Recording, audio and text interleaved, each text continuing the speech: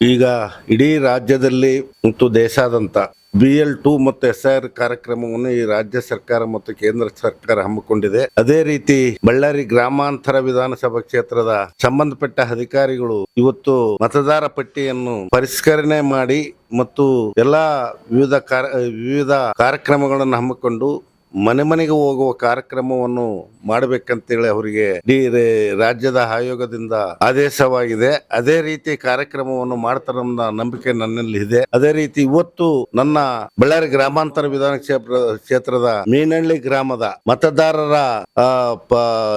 ನಮ್ಮ ಇನ್ಚಾರ್ಜ್ ಆಗಿರ್ತಕ್ಕಂತ ಅಧಿಕಾರಿಗಳು ಇವತ್ತು ನಮ್ಮ ಮನೆಗೆ ಭೇಟಿ ಮಾಡಿ ಮತದಾರರ ಪಟ್ಟಿಯನ್ನು ಪರಿಷ್ಕರಣೆ ಮಾಡಿ ಇವತ್ತು ಅವರಿಗೆ ಕೃತಜ್ಞತೆಗಳನ್ನು ಸಲ್ಲಿಸುತ್ತಾ ಈಗೇನು ಇಡೀ ರಾಜ್ಯದಲ್ಲಿ ಮತ್ತು ಬಳ್ಳಾರಿ ಜಿಲ್ಲೆಯಲ್ಲಿ ಅನೇಕ ಕಡೆ ಅಧಿಕಾರಿಗಳು ಮನೆ ಮನೆಗೆ ಹೋಗಿ ಭೇಟಿ ಮಾಡಿ ಎಲ್ಲಾ ವಿವಿಧ ರೀತಿಯಿಂದ ಪರಿಷ್ಕರಣೆ ಮಾಡಿದ್ರೆ ಚೆನ್ನಾಗಿರ್ತದಂತ ನನ್ನ ಉದ್ದೇಶ.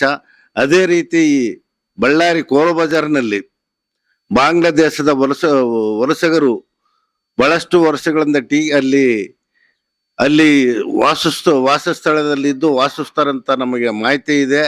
ಇದ್ರ ಬಗ್ಗೆ ಈಗಾಗಲೇ ಶ್ರೀರಾಮುಲುನವರು 2-3 ಸಲ ಪತ್ರಿಕಾಗೋಷ್ಠಿಯಲ್ಲಿ ತಿಳಿಸಿದ್ದಾರೆ.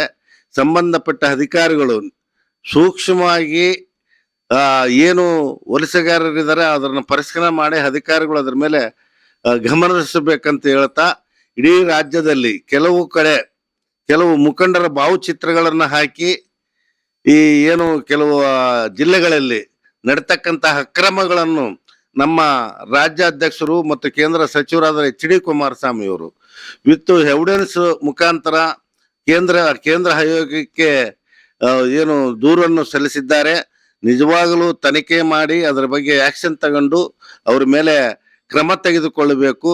ಯಾವುದೇ ರೀತಿಯ ಅನ್ಯಾಯ ಆಗಿದೆ ಮತದಾರರ ಪಟ್ಟಿಯಲ್ಲಿ ಸೂಕ್ಷ್ಮವಾಗಿ ತನಿಖೆ ಮಾಡಿ ನೀಟಾಗಿ ಮಾಡ್ಬೇಕಂತೇಳಿ ಎಲ್ಲಾ ಅಧಿಕಾರಿಗಳಿಗೆ ಏನು ಈ ಆಯೋಗ ಒಳ್ಳೆ ಕಾರ್ಯಕ್ರಮವನ್ನು ಹಮ್ಮಿಕೊಂಡಿದ್ದಾರೆ. ಇದು ಯಶಸ್ವಿ ಆಗ್ಬೇಕಂತೇಳಿ ನಾನು ಈ ಮೂಲಕ ತಿಳಿಸಿಕೊಳ್ತೇನೆ. ಬಳ್ಳಾರಿಯ ನಿರಂತರ ಸುದ್ದಿಗಾಗಿ ಬಳ್ಳಾರಿ ಬೆಳಗಾಯಿತು ಚಾನೆಲ್ನ ಸಬ್ಸ್ಕ್ರೈಬ್ ಮಾಡಿ ಹಾಗೂ ಬೆಲ್ ಐಕಾನ್ ಒತ್ತಿ.